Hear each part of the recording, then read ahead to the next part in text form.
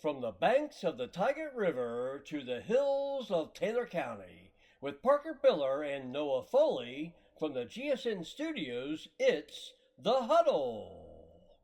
Today's episode is brought to you by... You know, Flea, I got in my car this morning, and I turned on my playlist, and there was some Christmas music on there. Christmas time, baby. Is that a bad thing? No. That I'm listening to Christmas music in November? I was listening to it too. Not Hey. just you. Just me. But it is the 14th of November nonetheless. Welcome back to The Huddle. Episode 33 is here. And Flea, I mean, fall sports coming to an end. Feels like it was just yesterday we started talking about that. And you have been gone last week, and we're going to talk about that here in just a little bit. But I'm hearing some rumors about you. Hearing a few rumors that maybe you might be joining some new sports this year. Is that true? That is true, bro. So I heard you're doing a little swim action. Dude, I have so much respect for swim now, bro. It's hard. Dude, it's so hard. It's really hard. And maybe some tennis in there too. Oh yeah, I gotta show out for Coach Knight one more time, man. Hey, you gotta respect that. I Yeah, mean, dude. I'm happy for you. I'm glad that you're pursuing that. So hopefully you guys do good there. But we got a special guest joining us today, Miss Taylor Wyatt Himes of the GHS Counseling Department. We're going to talk to her here in just a bit. A really good interview. So Hudl brought to us by Quality Machines, serving the hardworking people of West Virginia since 1975, from fabrication to welding and anything in between. If man made it, quality can fix it. Visit QualityMachineInc.com. And by the Keystone Realty Group for all your buying, selling, and renting needs with broker Christina Guz. Visit Keystone Realty Group, WV.com. Keystone Realty, your key to home ownership. And Hudl also brought to us by CG Farms, from fresh organic produce to quality cuts of meats and anything in between.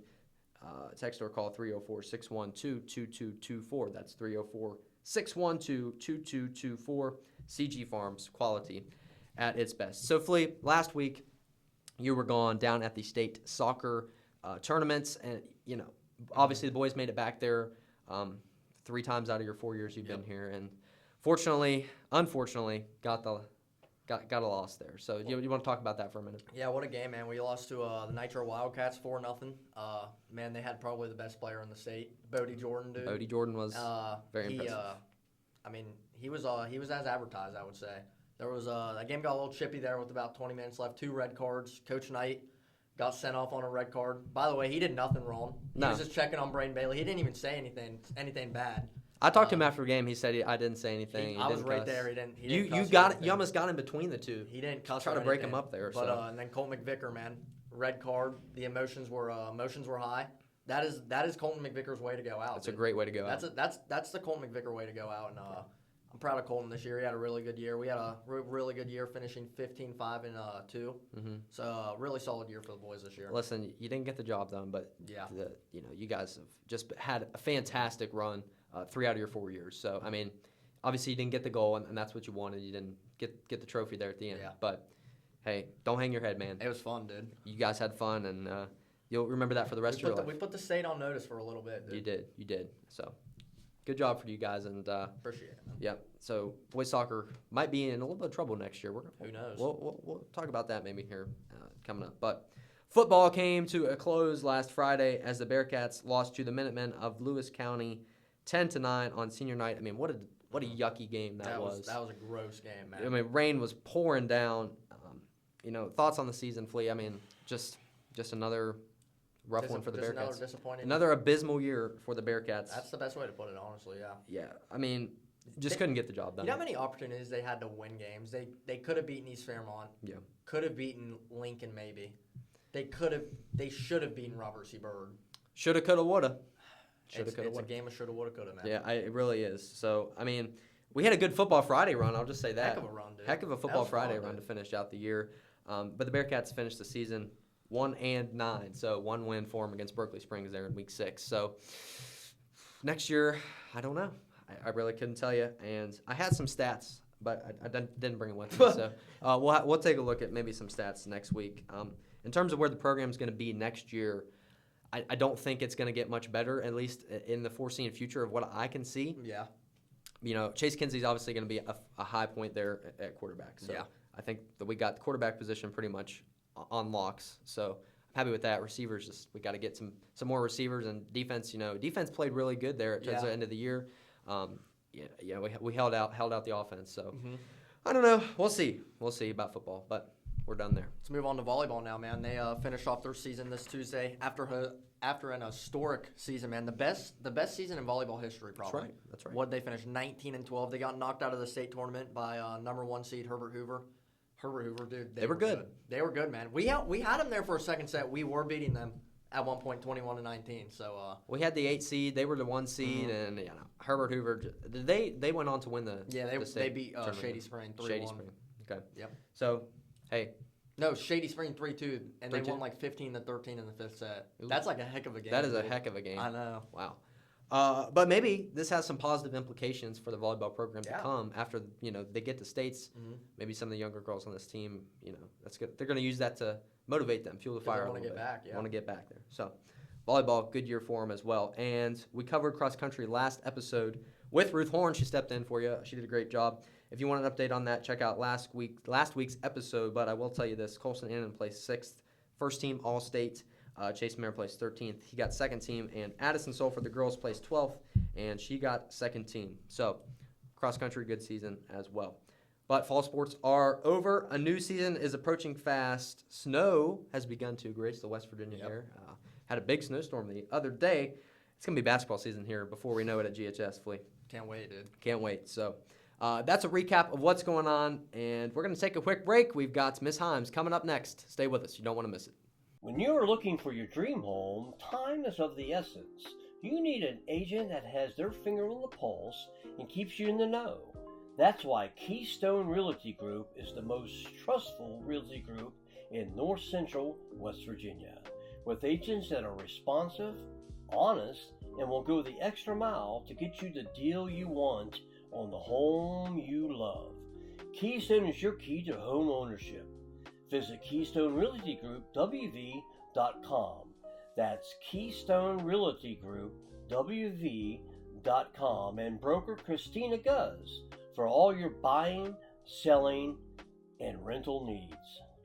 And welcome back into the program. Joining us now, our Keystone Realty special guest of the week, Counselor Extraordinaire, Miss Taylor Wyatt Himes. Miss Himes, how are you today? I am doing good. It's always a great day at Grafton High School. Yeah, that's absolutely right. And really appreciate you joining us on the show today. It's been a while in the making, so glad that you're here. Thanks for having me. Yeah, absolutely. So I guess we'll just start off and talk about you before we jump into some other things. But you're pretty much the backbone of GHS, and you keep things running. You get students graduated and on track. But I just want to know, what's your favorite part about being a counselor here at GHS?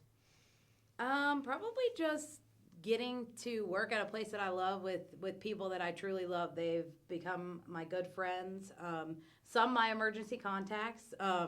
So I think that my favorite part is just getting to make a difference in some students' lives and just be able to come somewhere every day where I truly enjoy it and like don't have to feel like it's necessarily a job, just more that I'm able to follow my passion.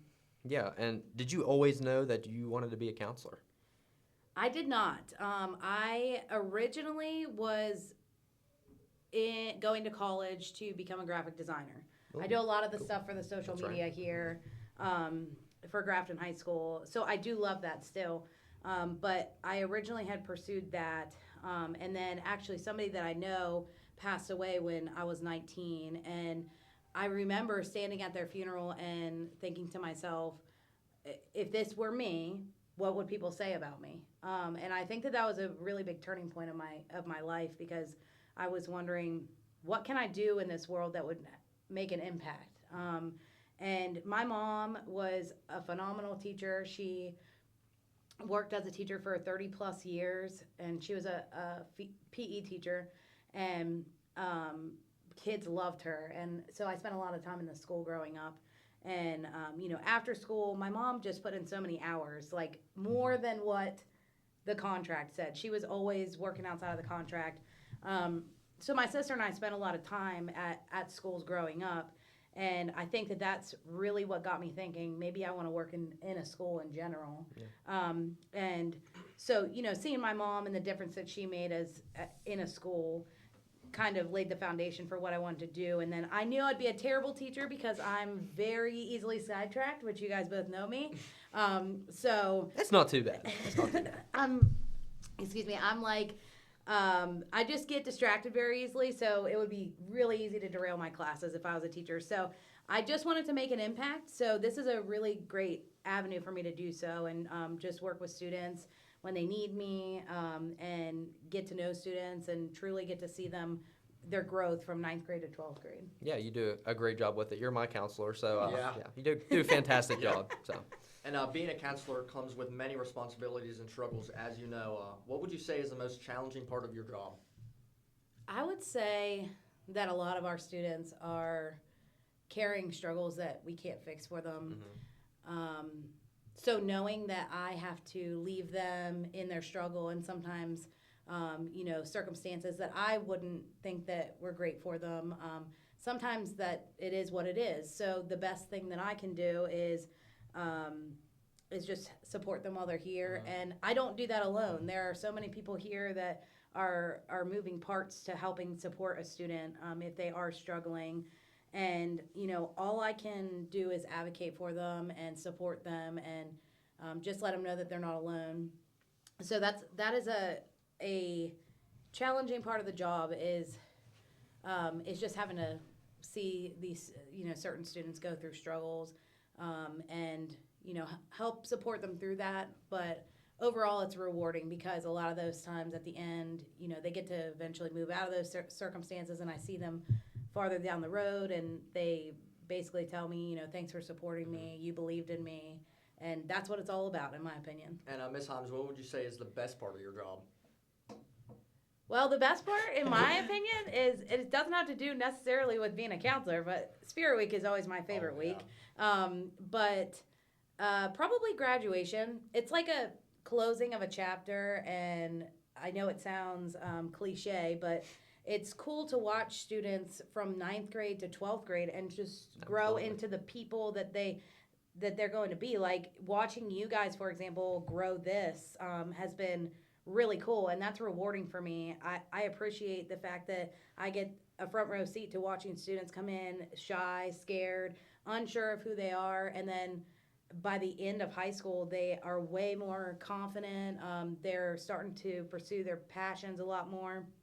So I feel like that's one of the best parts and graduation is like the final party of all of that. And I get to say goodbye, and it's sad.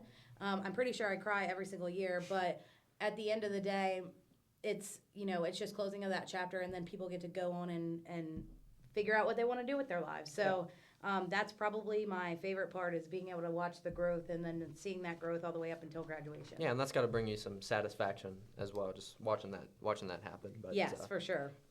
You talked about Spirit Week, and I want to bring that up because it's one of the biggest weeks of the year here at GHS and in Taylor County, and you are pretty much in charge of all of that here at the high school. So how do you always keep the Thews, the Spirit Days, and the whole week in general, how do you always keep it exciting and interesting? Because it's something new each year. Well, for my immediate response to that is that I do not do that alone. I get so much support from so many people, whether it's my coworkers, administration, parents, students, whatever I need, I know that I can reach out to people and ask them for support, and they will have my back. So I think that that's why it's able to be so successful.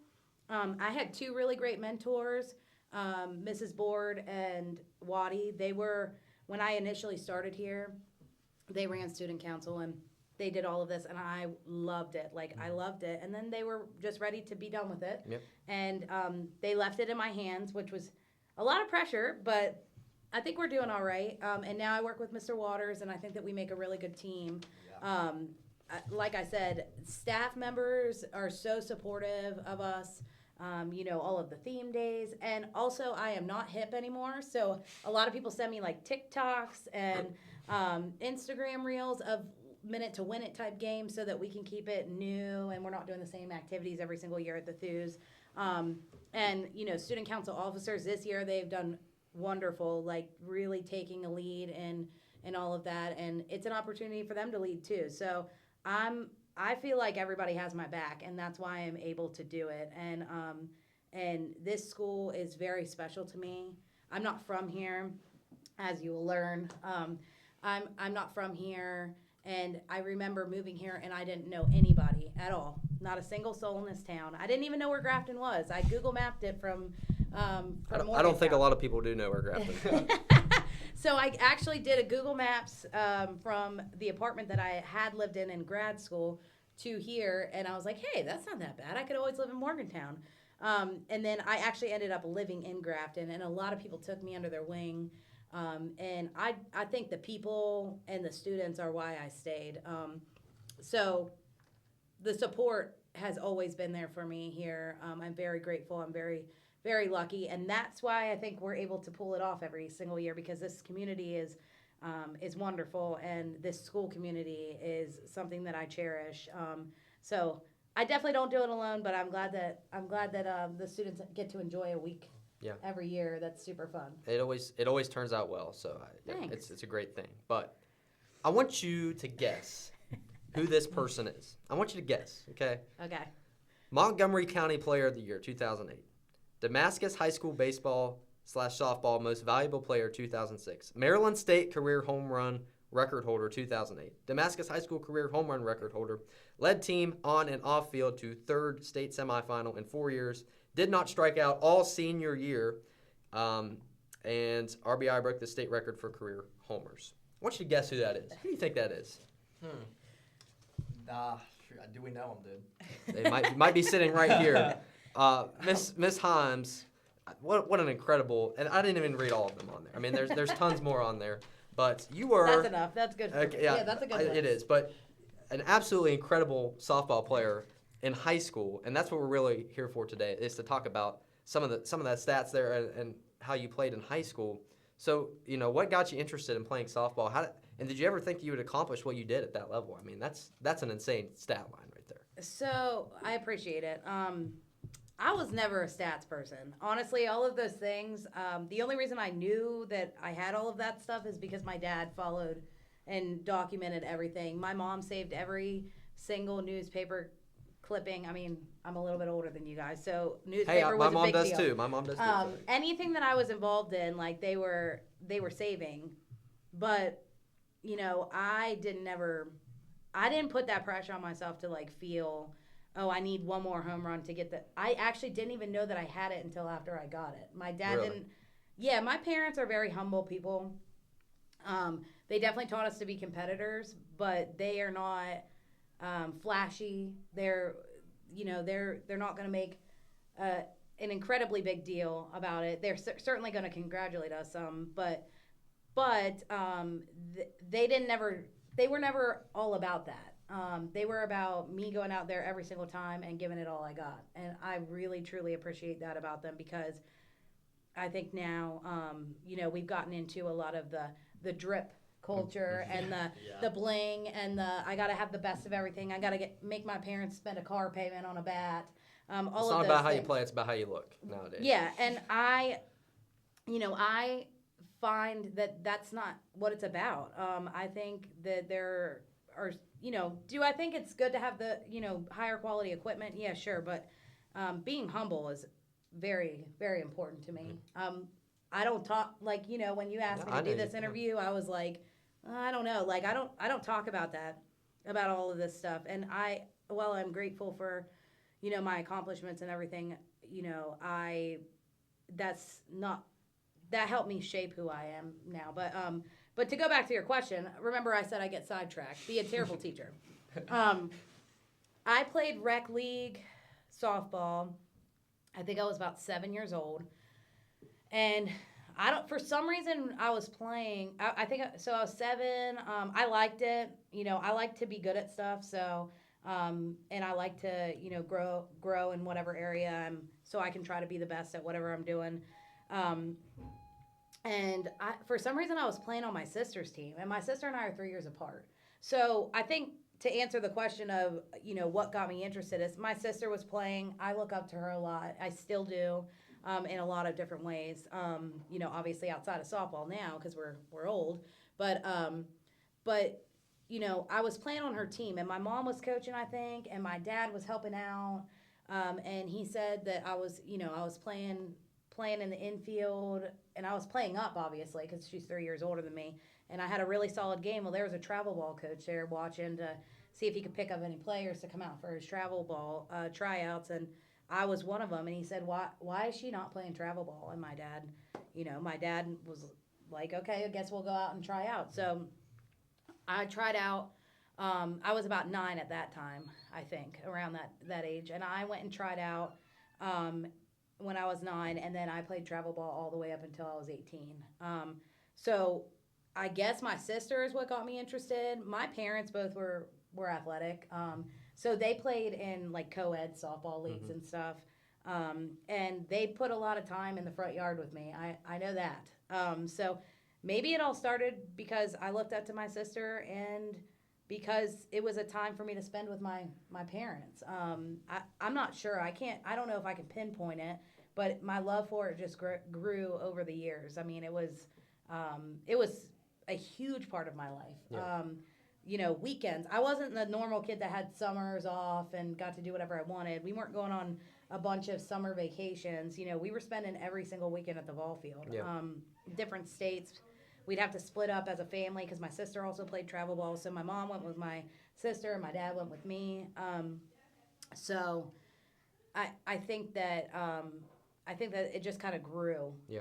It started there, and then what was the other question you asked me? Oh, it's all right. I mean, you covered a lot of stuff there, so it's Yeah. all good. But 3 state semifinals in 4 years is very, very impressive. So, I mean, you've worked hard, obviously, and it paid off for you. So, good things there.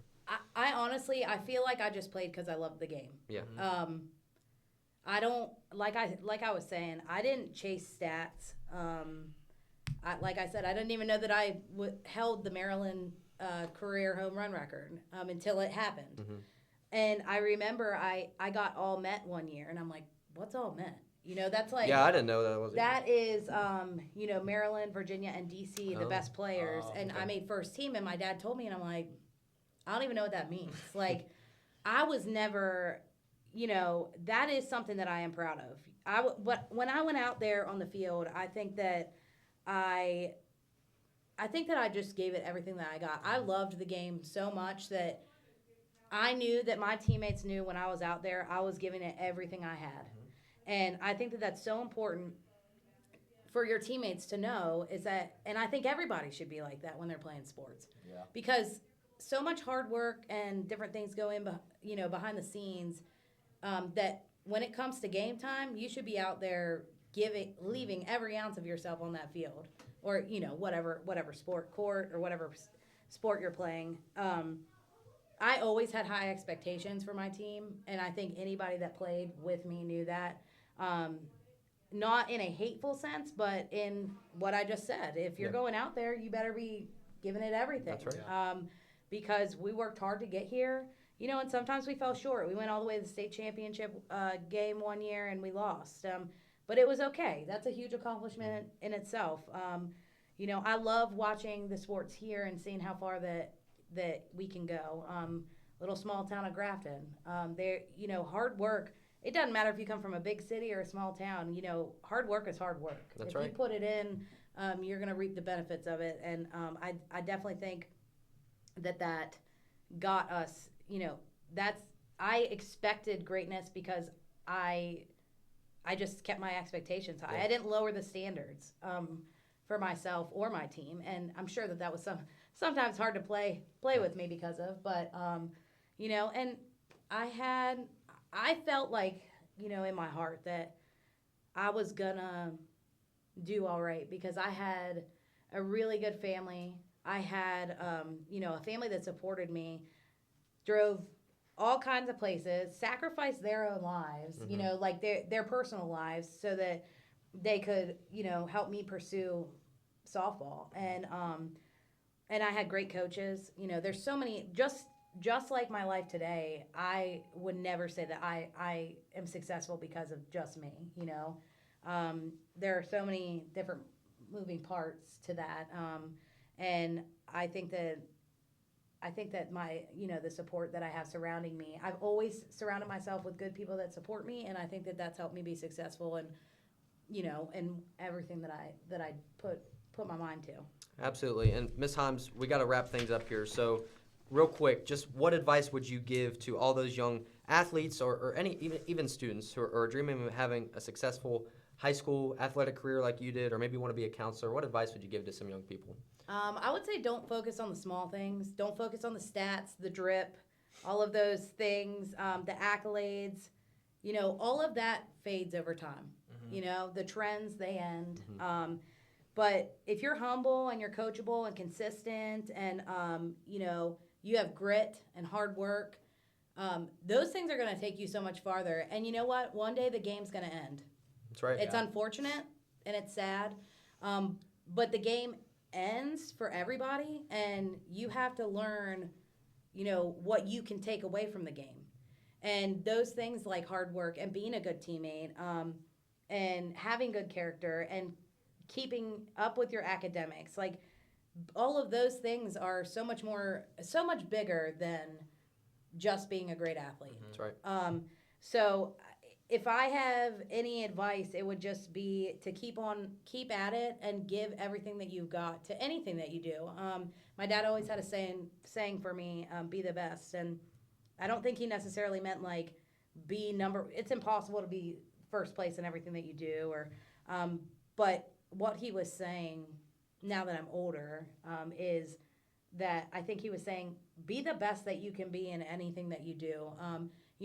There's going to be somebody that's better than you in some things, and that's okay. But if you can go to bed at night and know that you went out there and you gave it the best, your personal best every single time in anything that you did, then, you can rest easy knowing that you gave it everything you got. So, high school sports taught me, and further on taught me so much more than the game, and I hope that they take advantage of those lessons. Mm-hmm. Absolutely. The very humble Miss Taylor Wyatt-Himes, counselor of Grafton High School. Thank you for joining us on the show today, and wish you the best of luck on the rest of the year. So thanks for joining us today. Awesome. Thank you for having me, guys. No worries. Yep. Take a quick break. We got the text line when we come back. Stay with us on the Hudl. At Quality Machine, we specialize in welding, machining, custom design, and industrial manufacturing. Our team's unparalleled expertise can deliver top-tier solutions for your next project or repair. Need structural steel work or crane and rigging services? We've got you covered. From small jobs to big ideas, Quality Machine is your trusted partner. Experience the quality difference. Quality Machine Company, where industry meets innovation. Welcome back to UText We Talk. Join the text line at 304-612-5901. And we had a few this week. So texter says, wrestling team looks strong and ready in all weight classes. That sounds good, man. It sounds good to me. I don't really know anything about wrestling this year at all. I haven't looked into it yet, and we'll have to talk to Coach Shoemaker about that. But I think, we've always had a talented wrestling team. So, excited about that. Texter says, I believe boys basketball is ready. Do you think they go over 500 win percentage this year? I think they do, man. I think they scrape 500. What do they play? 22 games. Mm-hmm. I'd give them 14 wins, 14-8. I say it's going to be their record. I don't know. It's going to be interesting. I'm probably going to, 2 wins last year, so you can only go up from there. Really, I feel like we're going to have a more successful season than we did. I say we're going to lose some games we should win, and probably win some games we should lose. So yeah, and I feel like the general consensus is we are better than we are last year. So I don't know. Good returners we got, man. Well, yeah, we're gonna take an in-depth look here at basketball before the season starts, but love to see that. Texter also says, what is everyone's opinion on Mountaineer basketball? Specifically, Hunter Huff's shot selection last night against Pitt. Dude, I love the defense we have, man. Ross Hodge has had 27 consecutive games where he hasn't allowed over 70 points. That's crazy. Just let that sink in. That's a good stuff. And an ACC school came in here last night and only put 49 up on us. Yeah. That was our rival, the Pitt Panthers. And Honor Huff's shot selection, it's a little questionable, but he's not in the zone yet, I don't think. He is labeled the best shooter in the country. And if you're labeled the best shooter in the country, you're going to take shots, man. You're not just going to sit there and not take shots. Yeah, he's like 30% from beyond the arc, I think, so far this year. He's not gotten in the flow, but I think once he gets adjusted to Big 12 play and kind of that big atmosphere that he wasn't used to. Chattanooga, is that where he went? Yeah. So maybe he'll get settled in there, but I like where we're at. I mean, I think we got potential. Trace and Eagle staff has not done much. Dude, but Harlan, Yeah, big man. Obioha. Yeah, dude. Yeah, he's And pretty Jasper Floyd, what a point guard. Jasper he is, bro. Floyd, DJ Thomas is really good too. So I like where Mountaineer basketball's at. So before we do the Mountaineer Minute real quick, Texter also said Indigo Brulawire from University High School just signed to play wheelchair basketball at the University of Alabama. I have never seen any leagues or such around the area. Is wheelchair basketball something that needs to be more common practice?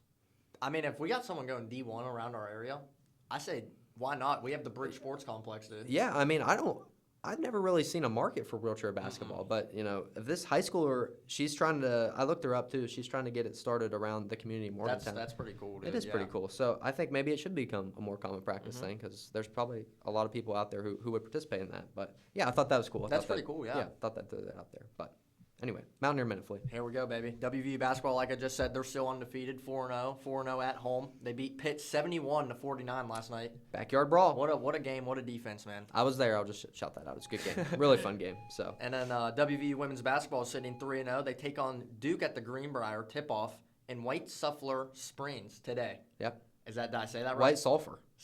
Bro. White Sulphur Yo, Springs. I swear I'm dyslexic. It's all right. My It's bad, all right. dude. But yeah, that's interesting. They're playing there today. But yeah, Duke and I don't know how good Duke's women's basketball is. know. So. But WVU football, they have a little bit of momentum right now. 2 in a row, beating Houston and Colorado. They are 4-6, and they take on Arizona State tomorrow. Yep. At Arizona State. Yep, should be a good one. Should be a really good game. And WVU soccer, they lost the derby, man. 36 seconds left, lost to a penalty kick and goal. Hey, they won one, lost one. So Maybe we'll see them in the Natty. I hope so. That'd be cool, bro. I hope so. But it is crossover season, so you get a little basketball, get a little football, get a little soccer, get really everything going on at this time. But yeah, good episode today. It's going to be a little long one. Interview went good with Miss Himes, so I'd love to see that. But thanks for tuning in today, folks, on this episode of The Hudl. Big shout out to the sponsors and for everyone who is supporting us. And next week, not sure what's in store, but it'll always be a good one here on the Grafton Sports.